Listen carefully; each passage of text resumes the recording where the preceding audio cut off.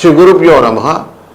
Kuberan TV நேயர்களே, இந்த காலை பொழுதிலே சந்திப்பதிலே பெருமகிழ்ச்சி. வணக்கம் நண்பர்களே. இந்த வார ராசியிலே 20ஆம் தேதியிலிருந்து 26ஆம் தேதி வரைக்குள்ள காலகட்டங்களிலே கன்னிராசியான அஸ்த நட்சத்திரத்திலிருந்து விருச்சிக ராசியிலே கேட்டை நட்சத்திரம் வரைக்கும் சந்திரனின் பயணம் இருக்கிறது. வாரத்தின் ஆரம்பத்திலேயே 20ஆம் தேதியே குமார சஷ்டி என்கிற சஷ்டி விரதம் இருப்பது குழந்தை பாக்கியத்தை கொடுக்கும்.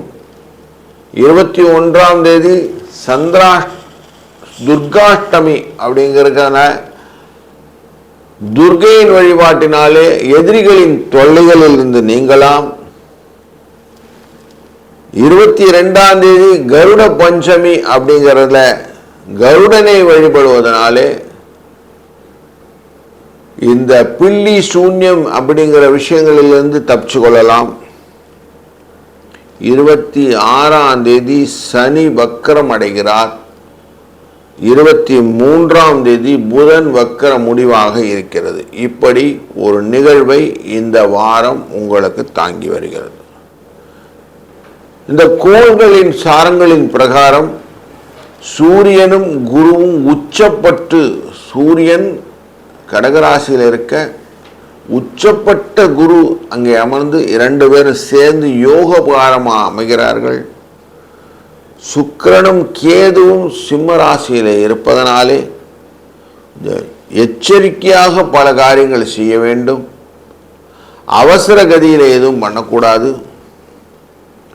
சனி பகவான் வக்கரகதியிலே இருப்பதனாலே 26ஆம் தேதி வக்கரத்தை தொட்டு ராகுவை தொட போகிறார்.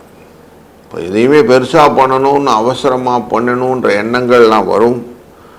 ஜாக்கிரதையாக இருந்தீங்கன்னா நல்லது அப்படின்ட்டு இதை பேஸ் பண்ணி ஒரு ராசிக்கும் எப்படி பலன் இருக்கும் அப்படின்னு தொடர்ந்து காணலாம். வாருங்கள்.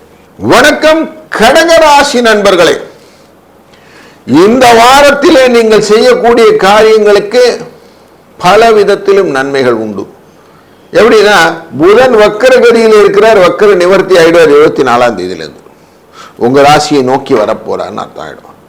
அப்போ நிறைய பயணங்கள் நிறைய கொடுப்பார். திருப்பி ஒரு சின்ன ஆன்மீக பயணங்கள் அப்படிங்கிற ஒரு சூழ்நிலையை ஏற்படுத்துவார்.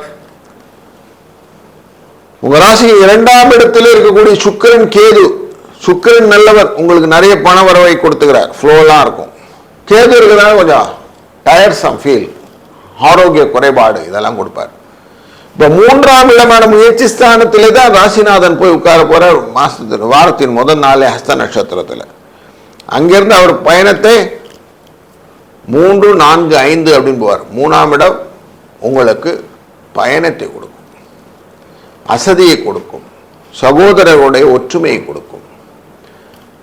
4ஆம் இடம் மண் மனை வாகன யோகம், மாத்ருஸ்தானம் என்கிற தாயார் ஸ்தானத்தில் போனால் மற்றவரோட பாசமாக இருக்கக்கூடிய எண்ணங்களை கொடுக்கும். 5ஆம் இடம் குழந்தை தன்மையை கொடுக்கும். 5ஆம் இடம் வரும்போது கொஞ்சம் காரியங்கள் தடைவதற்கும் வாய்ப்புகள் உண்டு. வாரத்தில் கடைசியில் கொஞ்சம் ஜிக்ஸாக்காக இருக்கக்கூடிய சூழ்நிலையை காணலாம் அப்படின்னு தெரிகிறது. சரி, இந்த வாரம் ஃபுல்லாக எப்படி இருக்கும்? கொஞ்சம் செலவுகள் வரவுகள் அப்படி மிக்சடாக தான் இருக்க போகுது. இந்த வாரத்தில் முக்கிய நிகழ்வுகளில் உங்களுக்கு பயனுள்ளது அப்படின்னு பார்த்தீங்கன்னா, வாரத்தின் முதலிலே வரக்கூடிய குமார சஷ்டி 20ஆம் தேதி அன்னைக்கு வரக்கூடிய சஷ்டியிலே முருகனை வணங்க, குழந்தைகளின் வழியிலே வரக்கூடிய நல்ல செய்திகளை நீங்கள் கேட்கலாம்.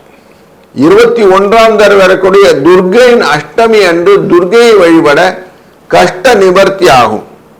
22ஆம் தேதி வரக்கூடிய கருட ஜெயந்தி அன்று கருடனை வழிபட இந்த பில்லி சூன்யம் போன்ற பெரிய பகைகள் எல்லாம் போய் பாவ நிவர்த்தி கிடைக்கும். அது மட்டுமல்ல, 26ஆம் தேதி பிரதோஷனார், ஞாயிற்றுக்கிழமை பிரதோஷம். அன்றைய நாளிலே பிரதோஷநாதரான சிவபெருமானை வழிபட உங்களுடைய மனதிலும் நல்ல ஒரு ஆன்மீக எண்ணத்தை கொண்டு வருவார். உற்சாகமான சூழ்நிலையை நிறைய அமைத்து கொள்ள முடியும். அதனாலே எதுவும் வந்தால் நம்மளால் சமாளிக்க முடியும்னு தைரியம் கிடைக்கும்.